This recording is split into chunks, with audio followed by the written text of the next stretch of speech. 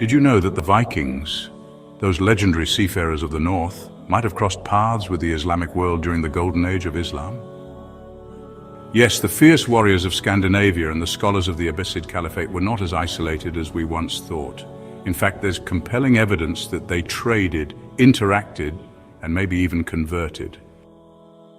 When Vikings met Muslims, a forgotten history. Let's travel back in time to the Islamic Golden Age between the 8th and 13th centuries. During this era, the Abbasid Caliphate ruled one of the largest empires in history. From Baghdad to Spain, this empire connected East and West, India and China, to Africa and Europe, creating vast trade networks and cross-cultural exchanges. But among those many connections, one is particularly fascinating: the link between the Islamic world and the Vikings. Arabic sources provide some of the earliest written descriptions of Viking lands. One notable figure was al-Gazal, a Moorish poet and diplomat. In the 9th century, the 4th Emir of Cordoba, Abd al-Rahman II, sent al-Gazal on a diplomatic mission to the court of the Majus, a term used for fire worshippers, and in this context referring to the Vikings. It's believed he may have visited the court of King Horik I of Denmark, offering one of the earliest Arab accounts of what is now Scandinavia.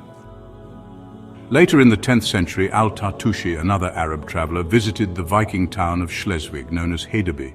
He described it as a large town by the ocean, rich with fresh water sources. He noted that while most people there worshipped a star, possibly Sirius, a few had converted to Christianity and even had a church.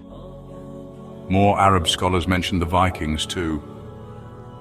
In 844, Ibn Khordadbeh described them as Rus, merchants dealing in slaves, furs and swords.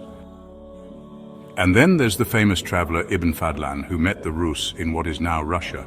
He described them as perfect physical specimens, tall as date palms, blonde and ruddy. Beyond words, there's physical proof of Viking-Islamic interaction, especially in Sweden. Archaeologists have unearthed bronze vessels, Kufic coins, costume accessories, glassware and weights, all originating from the Islamic world. But perhaps the most striking discovery is a ring found in a Viking woman's grave near Birka, Sweden. The silver ring, embedded with colored glass, bears an Arabic inscription in Kufic script, translated as "for Allah." The woman was dressed in traditional Viking clothing. Her religion or ethnicity remains unclear, but the ring, it speaks volumes. So was it just trade, or did deeper connections form? Did some Vikings convert to Islam?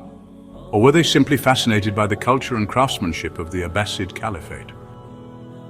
One thing's for sure, the reach of the Islamic world during the Golden Age was vast and awe-inspiring.